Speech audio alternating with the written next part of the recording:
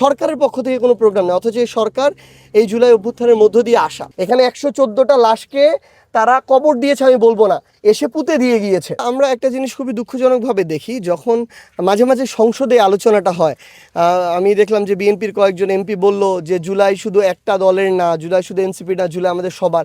আমরা তো স্বীকার করি, আমরা তো কোনোদিন বলি নাই জুলাই একটা দলের। আমাদের আহ্বায়ক জনাব নাহিদ ইসলাম সংসদেই বলেছেন জুলাইয়ে আমরা সবাই একসাথে মিলে অংশগ্রহণ করেছি, এটা কোনো দলের না। তাহলে এটা আমরা কথায় বলি, কথায় আমরা ক্রেডিট নেই, অবশ্যই নেওয়া উচিত, কিন্তু কাজের সময় তো আমাদের এটা ওন করে দেখাতে হবে। আমরা আজকে দেখতেছি বড় বড় দলগুলোর পক্ষ থেকে, স্পেশালি বিএনপির পক্ষ থেকে মাসব্যাপী কোনো প্রোগ্রাম নেই, এটা আমাদেরকে খুবই আশাহত করেছে, এটা খুবই দুঃখজনক।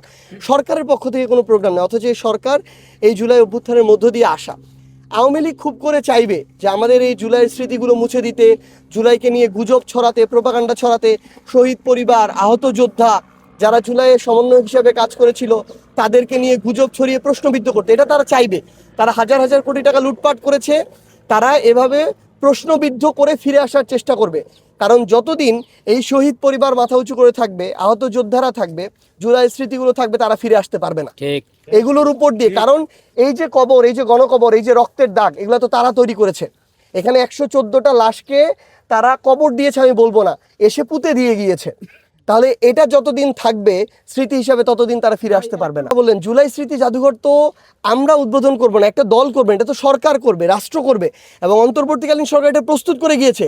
বিএনপি সরকার চাইলে আরও 3 মাস আগেই এটা উদ্বোধন করতে পারতো, যেদিন আমাদের স্পিকার ওইটা পরিদর্শনে এসেছিলেন এই সরকার আসার পরে।